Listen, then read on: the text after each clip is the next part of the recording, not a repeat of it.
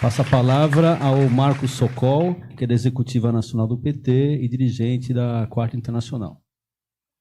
Bom, amigas e amigos, companheiras e companheiros. Em primeiro lugar, quero cumprimentar a mesa, plural na forma e no conteúdo. O horror a gente já sabe. A companheira, em particular, explicou o ângulo da situação das meninas, explicou o ângulo da situação das meninas e das mulheres. Outros lembraram a situação das crianças.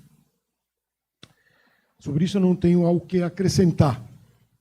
A questão que se coloca, 33 dias depois disso ter começado, 32 dias depois disso ter começado, como é possível que isso continue ao vivo e a cores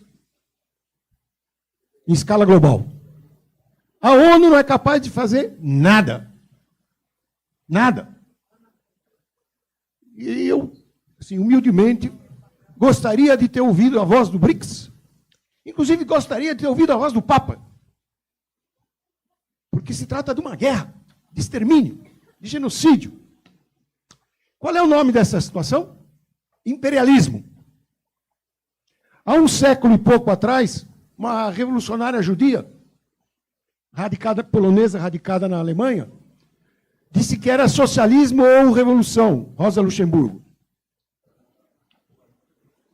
O socialismo, a revolução está atrasada. Então, os traços da barbárie protuberam. O Alíder, não sei se você sabe, as câmaras de gás são filhas da eugenia moderna que foi desenvolvida nos Estados Unidos da América do Norte e de lá veio para a Europa como literatura e foi tomada no governo, entre outros, principalmente pelos nazistas. Então, Gaza vem de longe. A primeira partilha, na verdade, foi em 1917, quando o tal do Balfour, um Lorde Ministro de Relações da Sua Majestade Britânica, enviou uma carta ao banqueiro Rothschild, porque foi assim, a declaração é uma carta curta ao banqueiro Rothschild, prometendo para ele um lar nacional sob o mandato britânico. E a verdade tem que ser dita. No pós-guerra, milhões de judeus saíram da Europa do Leste e não foram para Israel. Foram para os Estados Unidos, para o Canadá, inclusive a Europa Ocidental. E muitos vieram para a América Latina, inclusive meu pai que me trouxe. Eu chegando na escola aprendi que foi Oswaldo Aranha que criou o Estado de Israel. Quando ele foi um títere do Stalin e do Truman, quem criaram o Estado de Israel, que já nasceu, não como lar nacional de coisa nenhuma, mas com um enclave. Não é Gaza que é o enclave, é Israel que é o enclave. E pau que nasce torto, cresce torto. Então não existiu nunca o respeito das fronteiras originais. É pedir o impossível. Esse Estado só pode viver em constante expansão. Basta olhar. Aí vem a Nakba. Bem, pessoalmente, eu rompi com o sionismo na Guerra de 67, aos 13 anos. Eu declaro que, para mim, uma criança estraçalhada no gueto de Varsóvia é exatamente igual a uma criança estraçalhada em Gaza.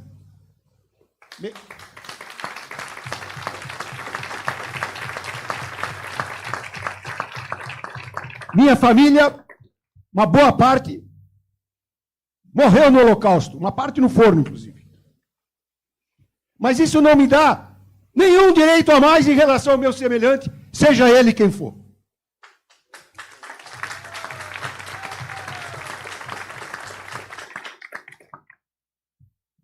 A minha corrente, a Quarta Internacional, desde 46, antes da fundação, questiona o tal do lar judaico, porque era um enclave do imperialismo para dividir os árabes e o proletariado judeu, que era muito importante à época. Durante décadas, foi com essas ideias que eu vim para o PT. Durante décadas eu ouvi, não era o PT, em geral na sociedade, que essa proposta é utópica, irrealizável, a do Estado único. O que se realizou 70 anos depois? A miséria, o massacre para os palestinos, Oslo aí incluída, e os israelitas o que ganharam? O fascista do Netanyahu, com o país dividido artificialmente por um momento, juntado para essa guerra infame.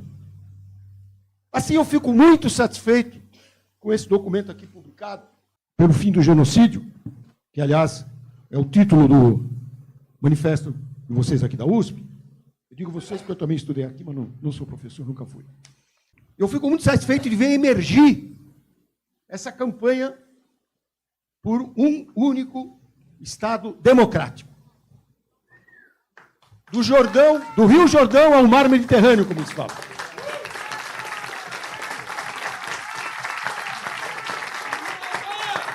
E há uma discussão e ação, gente. Porque eu nunca vi, desde a Guerra do Vietnã, que demorou 10 anos para pegar a mobilização, hein? Eu nunca vi manifestações tão amplamente esparsas dos judeus de Nova York aos muçulmanos de Kerala, na Índia. Nunca vi. E vai crescer.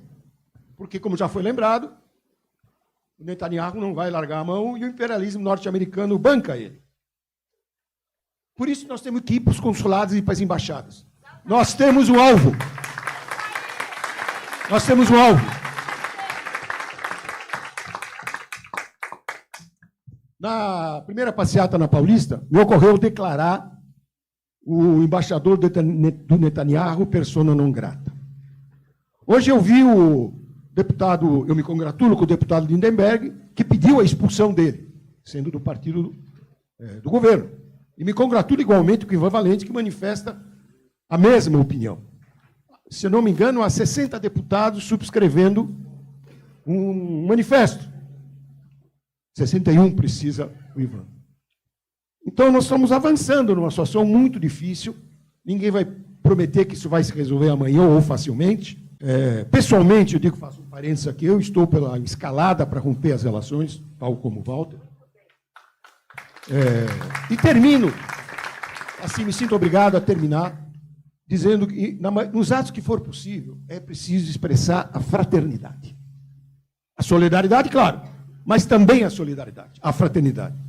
Porque nesse momento a fraternidade, como nessa mesa, como nesse plenário, onde tem árabes, palestinos ou não árabes, e judeus, além de ter gente de todas as crenças e sem crenças, mostra que é possível conviver. Só não nessa ordem mundial apodrecida em crise. E a libertação do povo da Palestina, nós vamos ver como as coisas se combinam. Mas não é um pequeno negócio, gente. É o petróleo. Aquele da Ucrânia com a Rússia. Aí tem muito mais aí. Então isso é um prenúncio de alguma coisa maior, tectônica, para usar um termo, embaixo de nós. Nós aqui, árabes e judeus juntos, estamos irmanados com aqueles 700 árabes e judeus que se reuniram nesse final de semana numa mesquita em Haifa. É preciso ter a medida do que isso significa. Assim como daqueles milhares na Estação Central em Nova York.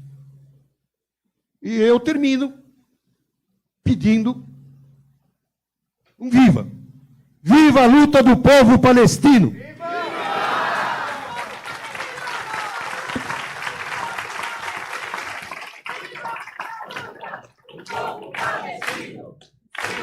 a luta do povo palestino! Viva a luta do